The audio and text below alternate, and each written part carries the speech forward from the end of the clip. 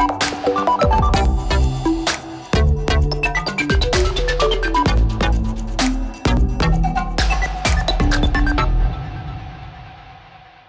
my name is Asha Sampath and welcome to this new edition of Business Africa, your magazine dedicated to the continent's business and economic news. But first, today's top stories. Spotlight on the African Union silencing the guns campaign. Achieving the triumph of peace in a country facing civil war is not a lost battle for our guest this week. We speak to Zahra Langhi, the chair of the Libyan Women for Peace platform. Libya has always been my home. It actually has never left me or left my family, even though we were in exile for quite some time.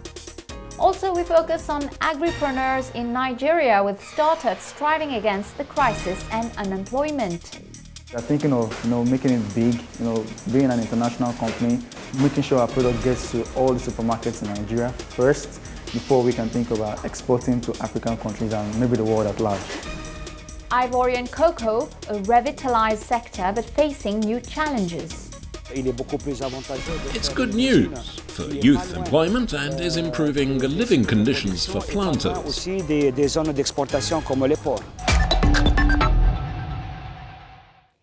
Co-founder and president of the Libyan Women for Peace platform, Zahra Langhi, is actively involved in the peace processes in Libya. She has become a leading voice in preventing and combating extremism in a country plagued by civil war. She advocates, in particular, mediation and dialogue in the country to fight against all forms of violence. The African Union asserts that peace and security efforts are more sustainable when women are full partners in the prevention of violent conflicts. In the last episode of our series Voices for Peace, inspired by the African Union Silencing the Guns initiative, we catch up with Zahra Langhi in exile in Cairo.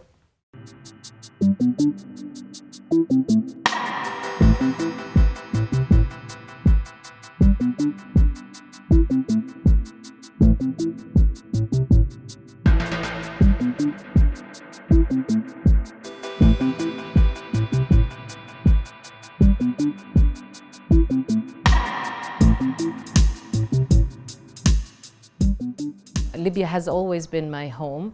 It actually has never left me or left my family, even though we were in exile for quite some time. The Libyan Women's Platform for Peace started as a movement back in 2011, even before Gaddafi was killed. So we came together, 35 women from different walks of life, and decided that women have to be and have to have an important say in the new Libya. And we wanted to have an inclusive transition that is based on transitional or restorative justice, that is based on rule of law, respect of human rights, and also where there is gender equality. We felt from early on that women were excluded by different factions, be it tribal, so-called civil liberal, but they are all patriarchal. And they see no place for women in politics.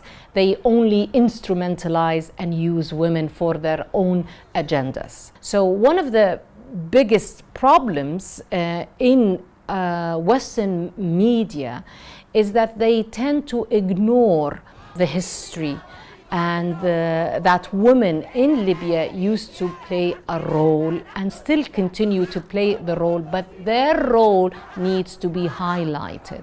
So they have been, and we've worked closely with these women and asked them, who are your role models? They did not say our role model is a Western feminist.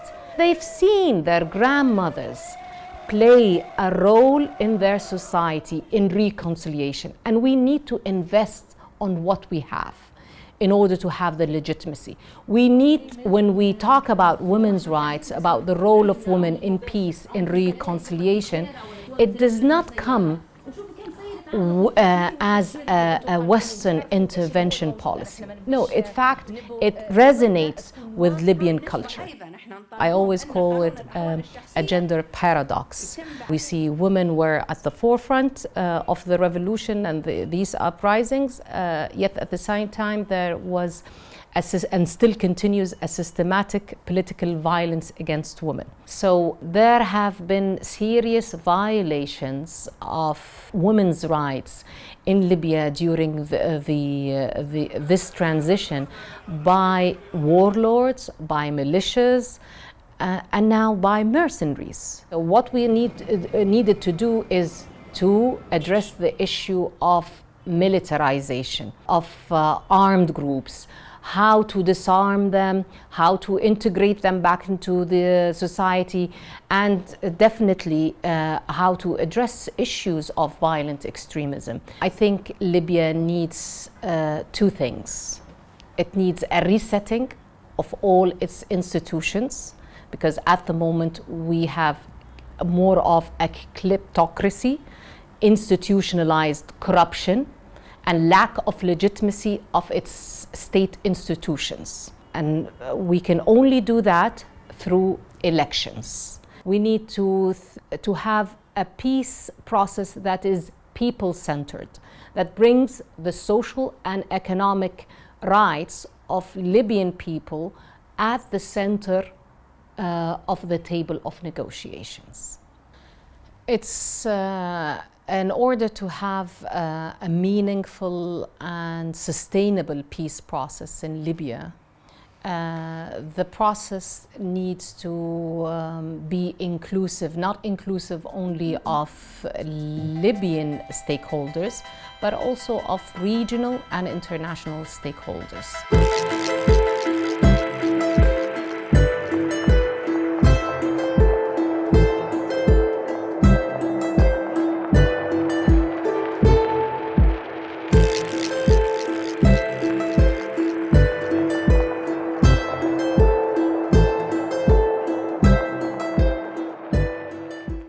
Beware of the new wave of the COVID-19 pandemic, which continues to circulate in several regions of the world and in particular in Africa. Fortunately, the collaboration between the states of the continent to access the vaccine is starting to bear fruit. The African Union has managed to acquire a total of 670 million doses, and Afreximbank will provide a line of credit of $2 billion to help African countries. They will be able to order the vaccines through an online platform, an effort that has been described as historic by African Union Special Envoy Strive Masiyiwa. This is good news in these times of health crisis. African startups have managed to raise more than $700 million in 2020, or 42.7% more funds mobilized compared to 2019. It's the first time that this threshold is exceeded. Kenya, Nigeria and South Africa take the lion's share of investments, taking 89% of total funds invested. Precisely when we talk about startups, we often think of new technologies and apps. And in doing so, we undoubtedly neglect a whole very dynamic economic segment, which is that of the young agribusiness shoots, determined to combine tradition and progress, who want to meet young Nigerian entrepreneurs who have set up their businesses in a sector that is still growing despite the country's economic difficulties. Take a look. How's this for a perfect way to keep your head above water? Entrepreneur Ayodeju Idowu started an aquaculture farm in Nigeria's Ibadan region. This trained botanist learnt his trade here thanks to the Tropical Agriculture Institute's business incubator. 3 years ago, the institute put up $50,000 to help Idowu and his associates get started. We make use of one abandoned pond. Then, during our own survey, we realized there's a particular abandoned pond somewhere, and we decided, because of our interest, we decided to take it upon ourselves to redredge, to dress the pond, and then that's how we started the business in 2014. The catfish farm was so successful that Idowu had to employ Ridwan to help him. Ridwan's parents could not afford to pay for his studies. Now the 21-year-old can help his family. I was jobless for more than 9 months, sitting back at home, doing nothing before I gained this job. And after getting this job has added more value to my life because I've been able to send my brother to university. I pay my sister school fees, and also I'm sending myself to Polytechnic of Ibadan here. And also, it has also aided me. The money I'm getting from this job, I also used to get a motorbike, of which I'm using to transport myself from here to my school. 4 in 10 young Nigerians are out of work. Since its creation in 2012, the incubator has provided training and mentoring for 500 young agribusiness entrepreneurs from several African countries. 80 came from the Ibadan region alone. The institute is spearheading the rebirth of the sector. Quand ils vous présentent leur business plan. They present their business plans and know exactly when they will start making profits. Ils savent comment ils peuvent faire le marketing. They understand marketing and how to make the most of opportunities in the agricultural sector. Opportunités qui peuvent avoir lieu dans l'agriculture. They combine markets and social and industrial factors. We didn't know how to do that before. C'est ce que nous ne faisions pas avant. The young partners at Tofan Food, an agribusiness micro company set up just 6 months ago, already have 6 employees. Their flagship product, cassava crisps, marketed under the name Tidbits, have been a victim of their own success. Demand is outstripping cassava supply. We're doing it. You just have to do the right thing. The raw materials, it's not easy to get the raw materials, most especially the cassava flour. It's very scarce in Nigeria here. And we are trying to get more supplier that will be supplying us the cassava flour. For example, we've not been able to satisfy demand. We produce about 500 dozens of tidbits here on a weekly basis, and we have a market demand of about 2,000. So we supply within and outside Ibadan. We supply in Ogun State, in the southern western part of Nigeria. So what we are actually doing to solve that problem is actually to set up a business in Ogun State, Nigeria, that can actually satisfy that market, and while the production here to satisfy the Ibadan environs. These young entrepreneurs are already making healthy profits. Turnover at Idowu's aquaculture farm was several $1,000s after the first 6 months of production, and the young company leader has set his sights even higher. Our plan for the future is to have a replicate of what we currently have now in another location a bit far from here. We want to situate our business in the geopolitical zones of this country so that we can invest all the money in the country. We are thinking of making it big, being an international company, making sure our product gets to all the supermarkets in Nigeria first before we can think about exporting to African countries and maybe the world at large. The young entrepreneurs here at the African Development Bank organized Agripreneurs Forum share a common goal of feeding Africa first and foremost.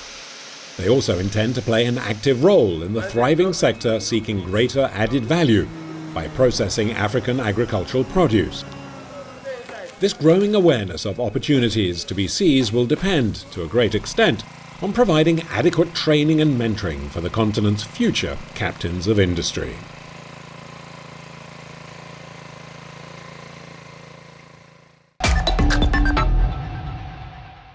Welcome back to the second part of our show. Even though a full economic assessment of the impact of COVID-19 in Africa is premature, we already know that the continent's growth has declined sharply. The gross domestic product would have lost from 2.1 to 4.9% in 2020. The figures reflect the fall in tax revenues, remittances from migrants, as well as foreign direct investments. But there's hope if we are to believe the latest report in the 2021 edition of Africa's Development Dynamics, the OECD and the African Union. The digitalization of economies of the continent could bring back growth and much more, as explained by Victor Harrison, the Commissioner for Economic Affairs of the African Union. Listen to him. On estime que la digitalisation peut accélérer. Digitization can accelerate the opening up of African societies, boost productive entrepreneurship, promote transparent governance, Une gouvernance transparente et peut contribuer and contribute to the diversification of economies. to make them more resilient to macroeconomic shocks and foster regional integration. The report insists in particular on universal access to digital solutions adapted to the local context to make them a productivity lever for SMEs, and currently 58% of the African population now lives in an area covered by 4G networks. Has the Chinese billionaire Jack Ma angered Beijing with the ambitions of its Alipay payment system? In any case, the founder of Alibaba has reappeared after 3 months of absence, a relief as Alipay has to open its African center in Kigali. Donor of medical equipment to Africa during the health crisis, Jack Ma launched in 2017 a $10 million investment fund for startups on the continent, as well as the African Netpreneur Prize associated with the television show Africa's Business Heroes. He's also the promoter of the global e-commerce platform EWTP, in which Rwanda and Ethiopia are the first African participants. For the first time since the 1960s, Nigeria will reform its oil sector, which was hit hard by the recent fall in prices. Parliament will consider new legislation from April to change the structure of the state-owned NNPC, Nigeria National Petroleum Corporation, and the oil and gas revenue sharing system. The objective: better regulate the sector to make it more dynamic and efficient. Let's now remain in the field of raw materials, but this time agricultural in Côte d'Ivoire. The decent income differential, which allows local Ivorian and Ghanaian producers to benefit from $400 for each ton of cocoa sold, is still a source of tension. Producers complain that the clause remains poorly respected by chocolate makers and worry about stocks of unsold beans in some regions. Enough to cast a shadow over a sector that has yet again become promising in recent years, as our journalist Lionel Cauchois observed. Take a look. Driven by demand from China and India, consumption of cocoa has increased by 2% each year. The boom is particularly important for the Ivory Coast, the world's leading producer. With 40% of its beans destined for international markets, cocoa provides a living for 1 in 3 Ivorians. After a decade of civil war and economic problems, the new government launched a wide-ranging reform of the sector in 2012. The real change since 2012 is that we've had organisms such as the FDPCC, the BCC Exchange and the FGCC. They were all shut down because more money was going to these institutions than to the planters. When President Ouattara came to power in 2012, they were replaced by the Coffee Cocoa Council. The organization had also set a guaranteed minimum price for producers that now stands at 825 CFA francs per kilo for the 2019-2020 season. This was a godsend to small-scale producers who make up the majority of cocoa farmers, as prices fluctuated wildly during the political upheavals. Market prices were not respected. Now the buyers have to pay market rates thanks to the sales slips. These are verified regionally by the Coffee Cocoa Council. To maintain its product's international reputation, the government is focusing on quality. New measures stipulate the drying time and storage conditions for cocoa beans, and $63 million have been invested in new infrastructure and equipment. The beans used to be stored in the wrong kind of bags. Now we have bags that let the air in, and the beans are in better condition. At this cooperative near Bunua in the southeast, there have been campaigns to raise awareness about quality. If you want quality, you need to take care of your plantation. It pays to produce quality beans. Despite stabilized revenues, there are still problems. Labor costs have risen, and aging plantations require more investment. Put simply, rising production costs make plantations less profitable, which are then often left abandoned. Quality produce means spending more on fertilizers and other inputs. If the cocoa yield is not good, we have no money to invest. If another crop is more profitable, we switch. But cocoa's fall from favor was short-lived. As rubber prices fell, lots of young producers went back to the cocoa bean with its promise of higher, more stable earnings. To boost the sector, the government aims to transform 50% of its production by 2020. The West African Development Bank is funding new projects such as the Ivory Cocoa Products Plant here in San Pedro, transforming beans into cocoa powder. The $67 million investment has doubled capacity in just 3 years, with the factory now processing 50,000 tons of cocoa annually. Mission accomplished for the industrial group seeking a solid foothold in the production area. It makes much more sense building a factory by the production zones and export facilities such as ports.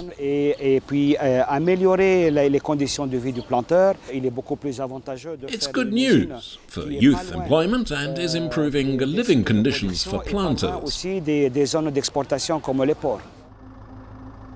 San Pedro Port is the world's main outlet for cocoa bean exports and is the cornerstone of the so-called Cocoa Loop. In 2004, to satisfy global demand, the government launched a vast project to create the Ivory Coast's first deep-water port for huge container ships. The West African Development Bank granted a $10 million loan. Freight traffic at San Pedro Port increased fourfold within just 5 years.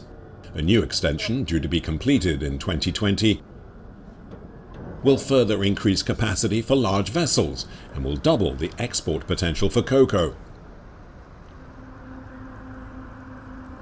L'objectif de ce projet de développement, c'est de permettre au port. The goal of this development project is to make sure the port fulfills its role as a development pole for western regions of the Ivory Coast and drive integration in the sub-region for the economies of Mali, Guinea and Liberia. Et celle également de Libéria. With its renewed stability, the Ivory Coast accounts for 40% of West Africa's economic activity, with cocoa production alone making up 22% of GDP. Foreign companies are also investing. France's leading chocolate maker, Semois, is working with the Cocoa Coffee Council on a support program providing producers with $12.3 million over 5 years to ensure the sector continues to thrive. Well, that's it. Business Africa is over for today. I'll see you next week, same time, same channel, for a new edition of Initiative Africa. In the meantime, you can watch this program on our website, africaonair.com, as well as on all our social media channels. Feel free to share, like and comment using the hashtag Business Africa TV show. Take care of yourselves and see you next week. Goodbye.